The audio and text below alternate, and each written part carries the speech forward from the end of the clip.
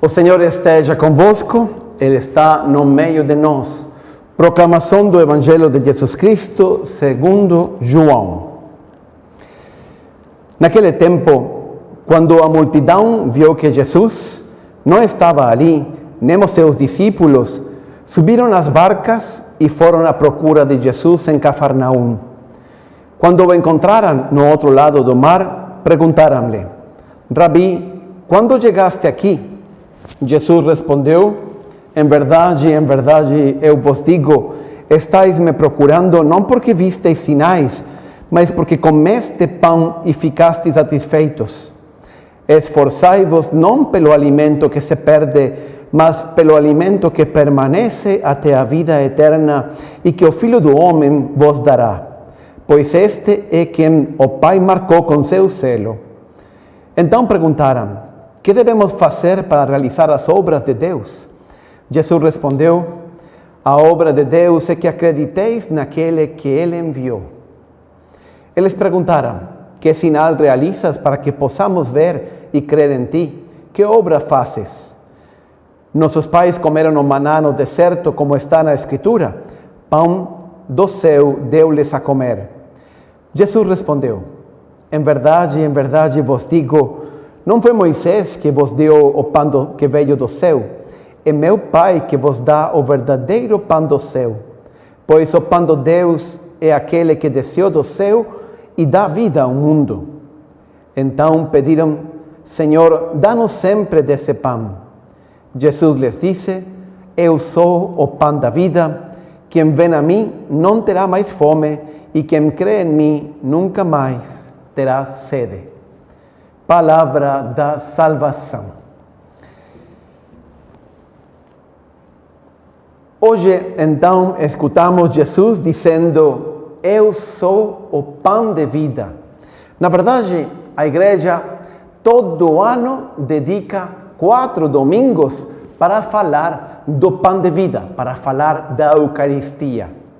Tem muitos textos na Bíblia, especialmente nos Evangelhos, que falam da Eucaristia. Temos as narrações, não, da instituição da Eucaristia, em Mateus, Marcos e Lucas. Temos aquela passagem de São Lucas, em la qual Jesus acompanha os discípulos que vão a Emaús e ele se revela ao final ao partir o pão. Temos também Carta aos Coríntios, São João também fala disto, mas nenhum desses textos é comparável a este capítulo 6 de João, que vamos começar a meditar agora e durante os próximos domingos. Tudo começou, inclusive, no domingo passado, com a multiplicação dos pães. A primeira coisa que eu gostaria de fazer com vocês hoje é voltar a ler o texto de hoje, o Evangelho de hoje, mas entendendo um pouco mais em profundidade o que está acontecendo. A história é assim: primeiro Jesus multiplica os pães, porque uma grande multidão, mais de 5.000 homens, sem contar mulheres e crianças, não, comeram, estavam ali, estavam com fome, e Jesus multiplica os pães. São João nos conta que quando, depois de multiplicar os pães, quando os discípulos e todo mundo se deu conta disso, do que milagre que Jesus tinha feito, queriam fazê-lo rei. Então Jesus fuge daí, se vai com os apóstolos, pega a barca e se vai a outro lugar. Aí acontecerão outros episódios, mas quando eles chegam a Cafarnaum, quando Jesus chega a Cafarnaum, o povo que tinha visto onde Jesus estava indo, eles foram por terra e estavam aí esperando Jesus. Essa multidão grande estava lá em Cafarnaum esperando Jesus. Então, diz o Evangelho, que nós começamos a ler hoje, foram à procura de Jesus. Os discípulos, lógico, depois de que viram, não só os discípulos, toda aquela multidão, depois que viram o milagre de Jesus, foram em busca deles. O que estava acontecendo? Muito simples. Eu acho que a multidão pensou: olha, acabamos de encontrar um padeiro ótimo, vamos fazer Jesus de nosso rei. Assim caminhamos com ele, escutamos os ensinamentos dele, e quando temos fome, ele multiplica pão para nós. Ou seja, Jesus era um verdadeiro padeiro para eles. Então vem Jesus, e quando ele desembarca em Cafarnaum, disse a toda a multidão: em verdade eu vos digo, Estáis me procurando não porque viste sinais, mas porque comeste pão e ficaste satisfeitos. Esforçai-vos não pelo alimento que se perde, mas pelo alimento que permanece até a vida eterna. Então, a primeira chamada de Jesus é: eu não vou ser o padeiro de vocês. Vocês têm que ver que tem coisas muito mais importantes que a comida material. Jesus quer elevar os olhos daquela multidão às realidades da fé. Vocês têm que buscar, ele está dizendo, o alimento que permanece até a vida eterna. Muito mais importante que ter pão na barriga é ter fé no coração. Muito mais importante é isso, acreditar em las coisas invisíveis, descobrir todo esse mundo invisível que existe também ao nosso redor. Deus, a Santíssima Virgem, as almas, o céu, o purgatório e o inferno, os méritos, os valores, a vida eterna. Todas essas coisas são invisíveis. Mas diz Jesus, buscai essas coisas invisíveis, não as visíveis. Porque estas passam, aquelas são eternas.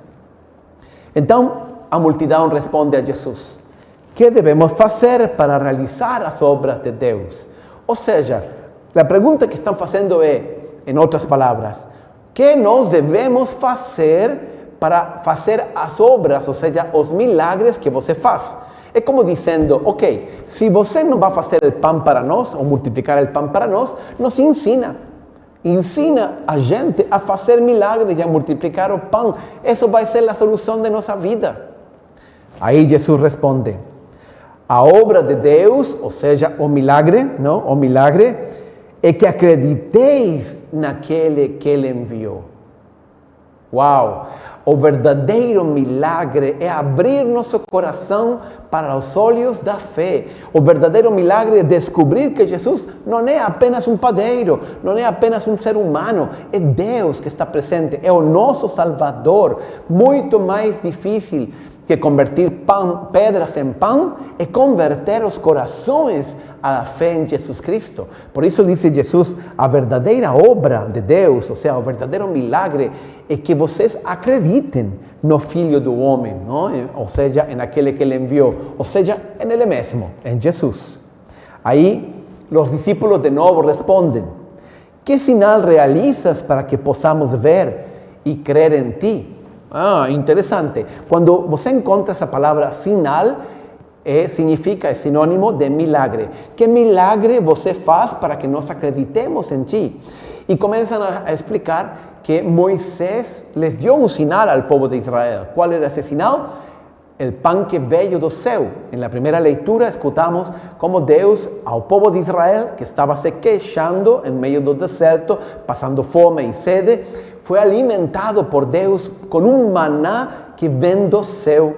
Então, os discípulos e aquela multidão dizem a Jesus: olha, Moisés deu maná ao povo de Israel. Que sinal você faz para nós acreditar em você? Não como acreditavam já em Moisés.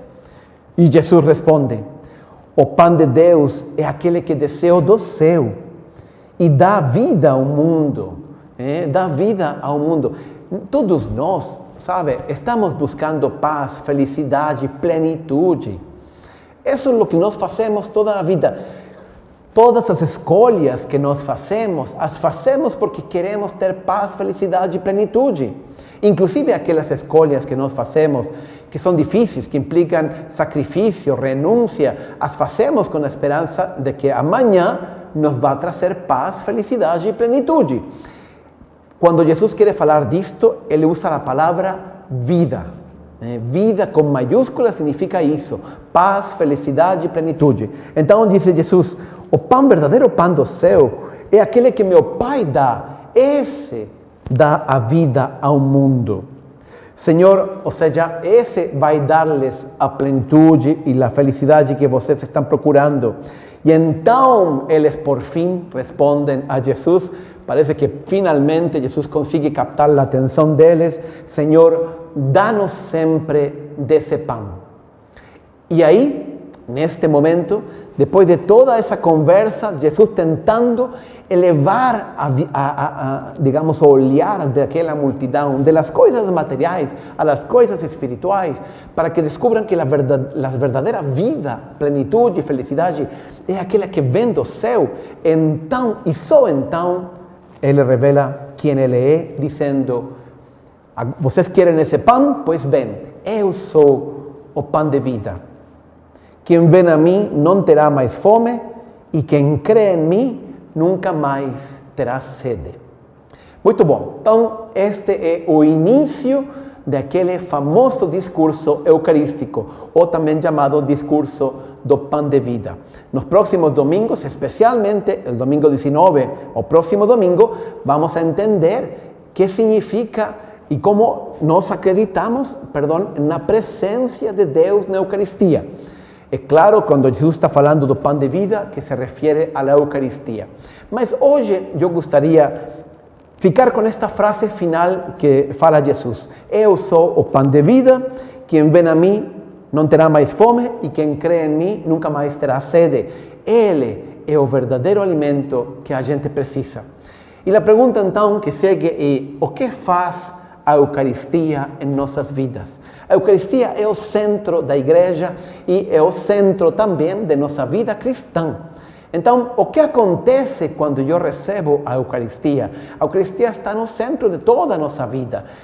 Jesus dizia: eu sou o pão de vida, eu sou o verdadeiro alimento, eu sou aquele que lhes dá a vida eterna. Vamos tentar entender o que significa isto, mas vou deixar para o próximo domingo, porque o texto evangélico do próximo domingo é muito mais explícito nesse sentido, o tema da presença real de Cristo na Eucaristia. De momento vamos dar isso como por suposto. E entendendo que Cristo está na Eucaristia, então entendamos o que e por que é importante a Eucaristia em nossa vida. A pergunta então é: o que acontece quando comemos o pão de vida? Em primeiro lugar, o pão de vida, a Eucaristia, nos une mais intimamente a Cristo e nos revela nossa identidade e nosso propósito. Nos une a Cristo. Primeira coisa é que quando você toma o pão de vida, a Eucaristia, você fica unido a Cristo. Por isso que Jesus escolhe o pão, porque o pão é um alimento que quando eu como, meu corpo assimila esse alimento e ele se faz parte de meu corpo. Por desgraça, diriam alguns, não? Que comem pão e ficam assimilados. Nós assimilamos a comida. Depois custa muito tirar esses quilos extras, não? Pois bem, isso acontece com o alimento normal. Agora, com o alimento espiritual é ao contrário. Você recebe o pão de vida, que é Cristo, e você não assimila a Cristo. Você é assimilado a Jesus Cristo.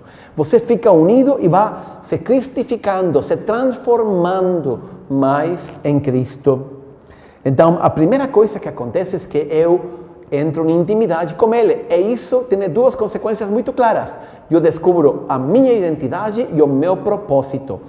Esta é uma grande questão na nossa vida. As pessoas buscam qual é a sua identidade, qual é o seu propósito na vida. Você vê tanta gente vivendo para contentar outras pessoas, querendo se espelhar em outras pessoas. Eu quero ser como fulano, eu quero ser como ciclano, porque não sabem qual é a sua verdadeira identidade, para que eles foram criados, para que eles estão aqui na terra.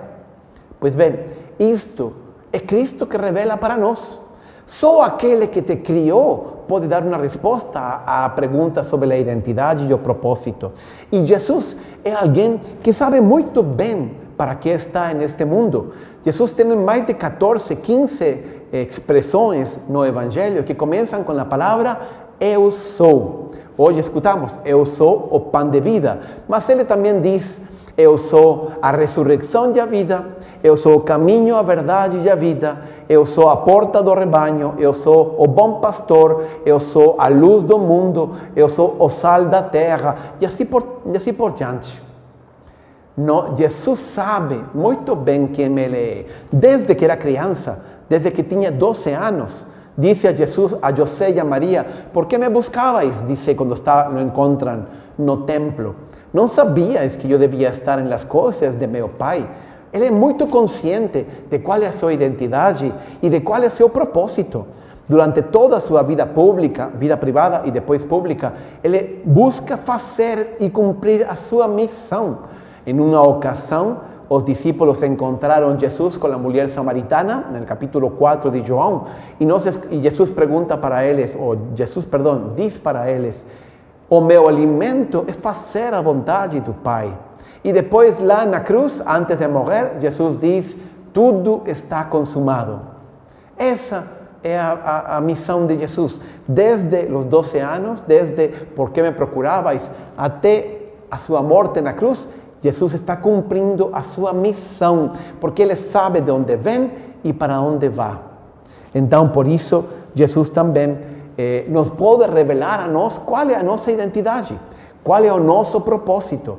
Sabe, não existem milagres, não existem, digamos, receitas segredas. O único jeito de descobrir a nossa missão e nossa identidade é através da intimidade com Jesus. Então, quando nós viemos à Eucaristia, quando nós recebemos a comunhão, eu me uno a Cristo e Ele vai revelando em minha alma cada vez mais a minha identidade e o meu propósito. Em segundo lugar, quando recebemos a Eucaristia, nós somos purificados, nós somos perdoados.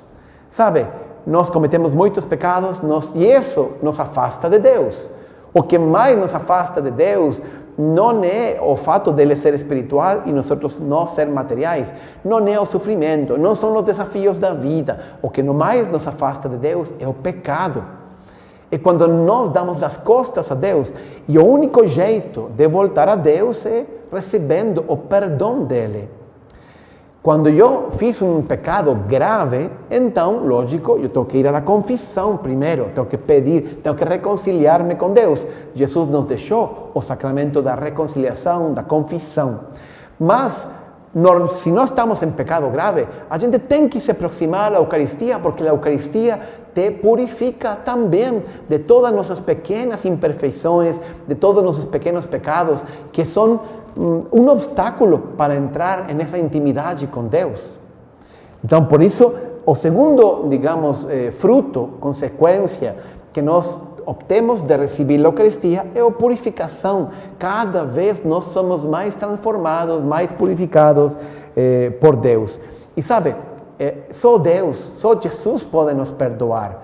Nós estamos muito longe, mas Ele é o nosso Salvador e Ele veio precisamente para nos reconciliar com Deus.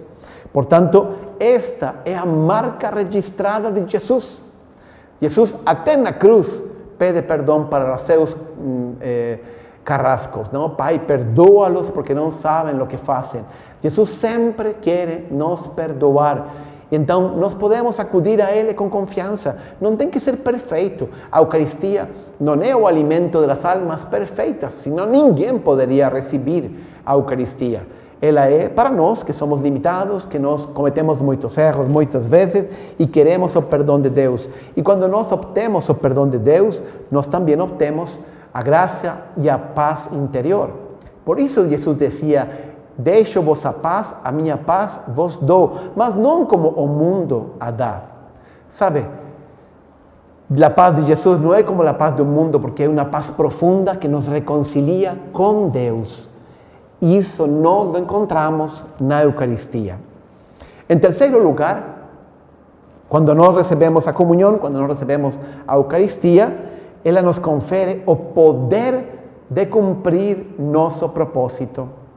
Ou seja, não apenas conhecer nosso propósito, não apenas ser perdoados e purificados, também nos dá a graça, nos dá o poder de realizar essa missão, esse propósito em nossa vida. Jesus não nos deixa sozinhos, Jesus não nos deixa desamparados. Ele está aqui para te ajudar a alcançar essa santidade e esse projeto de Deus para a sua vida. Não existem, também nisto, não existem fórmulas mágicas ou segredas. Nós, através da frequente comunhão, através da união com Deus, através da oração, recebemos a força para perseverar e superar todos os obstáculos. Realmente é incrível. Jesus dedicava muito tempo para estar para estar em oração, para estar com seu pai. Ele não fazia nada senão o que via a seu pai. E ele disse também aos apóstolos, naquela famosa parábola da videira, aí também ele disse: eu sou a videira verdadeira e vocês são os ramos, não? Ele diz: sem mim não podeis fazer nada. Está vendo? Então, Jesus também nos ensina através da Eucaristia, desta imagem, da videira, que nós podemos e nem precisamos, da graça de Deus, do mesmo jeito que o ramo precisa também da videira para poder dar fruto. Sem mim não podeis fazer nada. João Paulo II era um grande exemplo nisto, sabe? Ele dizia que quando encontrava momentos, grandes dificuldades, enfim, então ele ia à capela, ele ia à Eucaristia e aí encontrava consolo, encontrava força, encontrava a luz que estava precisando para solucionar os problemas que a igreja tinha. Era a época da Guerra Fria, era uma época muito difícil, muito complicada. Pois bem, ele encontrava sua força sempre na Eucaristia. Você não sabe quantas graças nós perdemos por não ir mais à Eucaristia. E não digo só na missa dos domingos, também durante a semana. Às vezes, inclusive, sem ter uma missa, simplesmente entrar, colocar-se lá diante da Eucaristia e pedir a Deus, a Jesus, que está presente em cada sacrário, te esperando para dar-te forças, para te consolar, que te ajude, que lhe ilumine, que lhe console, que lhe dê forças. Você tem muitos problemas, então você precisa da Eucaristia. Você está confuso, confusa, então você precisa da Eucaristia. Você tem trabalhado muito e algo não termina de dar certo, então você precisa da Eucaristia. Aquele projeto, aquela relação, não, aquele matrimônio, aquele filho, filha que está afastada de Deus, que está pegando um caminho errado, enfim, qualquer dificuldade, você precisa mais da Eucaristia. Uma vez também João Paulo II conta nesta história dele, que ele estava na capela orando e o secretário dele recebeu uma ligação do presidente dos Estados Unidos. Naquela época deve ter sido, sei lá, Ronald Reagan, não me lembro quem era. Então, este Stanislaw Siwins, assim se chamava o cardeal secretário, começou a buscar o Papa por todas partes, não o encontrava. Al final foi à capela e lo encontrou lá em um canto, orando em silêncio. E então se aproximou e falou assim: Santo Padre, o presidente dos Estados Unidos está ligando para o Senhor. E o Papa, que estava nesse momento rezando, olha para ele e diz: é muito importante. E ele diz: sim, é muito importante. Então o Papa responde: temos que rezar. ¿No? E sigue rezando lá na capela. Assim conta essa história. Mas ele tem razão. Quanto mais difícil e mais grave ser a situação, mais precisamos da Eucaristia. Jesus ficou em cada sacrário para ser nosso companheiro. Eu estarei convosco, diz Jesus, até o fim do mundo. Olha o que dizia Jesus aí em João 5. Diz-lhe Jesus: em verdade vos digo, que o Filho de si mesmo nada pode fazer, senão o que vir o Pai fazer. Está vendo? Onde Jesus encontrava a luz, o entendimento daquilo que ele tinha que fazer? Na oração, na intimidade com Deus. Se ele fazia isso, nós não precisaríamos ainda muito mais. Pois bem, na Eucaristia encontramos a força, o consolo, a luz. Em quarto lugar, quando você recebe a Eucaristia, ela te une à igreja. Eu disse que a primeira coisa que eu disse era que a Eucaristia te une a Cristo, mas não só a Cristo, ele te une também à igreja, porque a igreja em seu conjunto é o corpo místico de Cristo. É lógico, se todos comemos do mesmo pão, então todos formamos um mesmo corpo com Cristo e entre nós. ¿No? Olha que interessante, tem uma antiga, você sabe que este texto que nós lemos em la missa é a liturgia ou a plegária eucarística, não? Tem uma antiga plegária eucarística lá do século II. Hoje a igreja já não usa, não? Já tem outros textos. Porém, esse texto se conservou, é um texto antigo, muito valioso, não? E ele tem no texto que os sacerdotes liam naquela época, ele diz assim, mais ou menos esta ideia. Do mesmo jeito que os grãos de trigo estão espalhados pelos montes, mas uma vez feita a colheita, são todos unidos, e uma vez amassados, não? E convertidos em farina e em pão, se conviertem todos em um só pão, assim também nós, recebendo a tua Eucaristia, faz de nós uma só igreja. Não? Olha que bonita essa imagem. Me parece muito bonito. Assim como os grãos de trigo esparcidos se convertem em um só pão, assim também todos nós que recebemos a Eucaristia, convertem-nos em uma só igreja. Essa união, o testemunho, sabe, de que a igreja é de Deus, é que nós somos um só corpo e uma só alma. Acreditamos em um só Deus, temos um mesmo sentimento e buscamos o mesmo fim, que é a vida eterna, que só Jesus pode nos dar. Então, também a igreja tem que ser para nós o centro de nossa própria vida. São Paulo escrevia para Timóteo, não? Dizia assim, no caso de eu tardar, ou seja, em demorar em ir lá a Éfeso, seguramente, saibais como se deve proceder na casa de Deus, a qual é a igreja do Deus vivo. E Paulo acrescenta, coluna e esteio da verdade. A igreja é isso, é coluna e esteio, fundamento da verdade. Quando você tem um problema, quando você tem uma dificuldade, pensa uma crise econômica, uma crise de saúde, a perda de um ente querido, em quem você encontra esse suporte, em quem você encontra essa ajuda, essa coluna em la qual sua vida não é chacoalhada como um terremoto, mas se mantém firme na igreja. A igreja deveria ser essa comunidade que me presta esse apoio. Eu sei que a igreja às vezes não está à altura de sua missão, mas isso foi o que Jesus pensou. E em não poucos casos a igreja realmente é a nossa fortaleza, nosso consolo, nossa ajuda, nossa luz, aquilo que resta quando todo o resto do mundo nos abandona. E finalmente, quando você recebe a Eucaristia, você recebe também o penhor da vida eterna. Penhor significa garantia, né? O selo, a promessa da vida eterna. Porque a vida eterna não é outra coisa que a comunhão com Deus, a intimidade com Deus. Essa intimidade pode começar aqui neste mundo. Através da recepção da Eucaristia, eu me uno intimamente a Cristo, eu experimento a grandeza, a santidade de Deus e posso, portanto, ter uma espécie de promessa e experiência da vida eterna. Neste mundo, dizia Jesus, não, a seus discípulos, neste mundo vocês terão aflições. Contudo, tenham ânimo. Eu venci o mundo. Quando você vem desanimado, cansado, fadigado, a ponto de desistir, vem à Eucaristia, recebe a Eucaristia. Olha, lembre-se essas palavras de Jesus. Tenham ânimo, eu venci o mundo.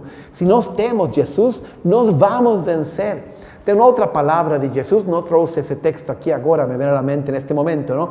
Mas Jesus diz, São Paulo diz a Timóteo, não? Se nós sofremos com Cristo, reinaremos com Ele. Se nós morremos com Cristo, nós ressuscitaremos com Ele.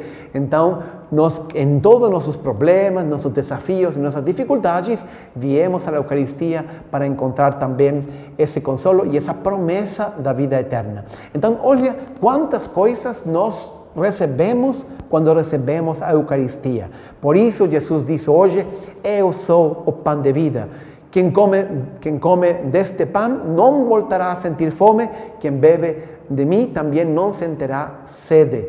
Ele é o que realmente acalma esses desejos profundos de nosso coração por paz, por felicidade, por plenitude, como dizia que nós todos estamos procurando. Termino com isto, um dos santos grandes devotos da Eucaristia é um sacerdote da França, conhecido com o nome de cura de Ars. Este sacerdote quase que nem ordenaram sacerdote, porque ele não era muito inteligente, parece, a verdade que eu acho que ele sim era muito inteligente, mas ele não teve educação, não foi à escola, então teve muitas dificuldades para aprender o latim. Então parecia que ele não aprovou as matérias, não aprovou os cursos que eram necessários para se tornar sacerdote. E quase que não o ordenam sacerdote, mas um bispo falou, sabe, ele pode não saber muito, mas ele é muito piedoso, ele é muito bom. Vamos ordenar ele e vamos mandar a um povoado, um vilarejo de camponeses, afastado de todos os centros urbanos, culturais, econômicos importantes, cuidando de camponeses, ele vai fazer um bom trabalho. E aí ordenaram ele e mandaram a esse povoado chamado Ars, ainda hoje. É um povoado muito pequeno que tive a graça de conhecer ano passado. Pois bem, aí esse cura de Ars se tornou um sacerdote tão santo, tão devoto da Eucaristia e tão famoso, que pessoas, não digo de toda a França, mas de toda a Europa, vinham até esse vilarejo para escutar suas pregações, para receber a absolvição da confissão de mãos dele. Ele era um sacerdote muito popular, precisamente por essa santidade e por esse amor à Eucaristia. Aí ele dizia assim: Deus, ao nos dar o seu Filho na Eucaristia, deu-nos tudo o que podia dar. É verdade, Deus não podia dar-nos algo maior e mais valioso, mais grande que o próprio Filho. Então, quando Ele nos dá a Eucaristia, deu-nos tudo o que podia dar. E continua o cura de Ars: o santo sacramento da Eucaristia é como o amor que nunca se cansa de dar. Olha que belo, a Eucaristia é o amor que nunca se cansa de dar, está lá humilde, em silêncio, dando-se como alimento para ser nosso companheiro e durante a caminhada de nossa vida. Termina o cura de Ars: se soubéssemos o valor da Eucaristia, morreríamos de alegria. Realmente, temos que renovar nossa fé na Eucaristia e dar-nos conta como ela, e só ela, é a que nos dá o verdadeiro alimento, a verdadeira comida, a verdadeira bebida, que nos dá a vida, a paz, a felicidade e a plenitude que Deus e que Jesus veio e nos prometeu para este mundo e para a vida eterna. Que sempre cultivemos uma grande devoção à Eucaristia e que nunca não permitamos que o pecado, especialmente o pecado grave, nos afastem deste alimento celestial que é o verdadeiro pão que vem do céu. Que assim seja.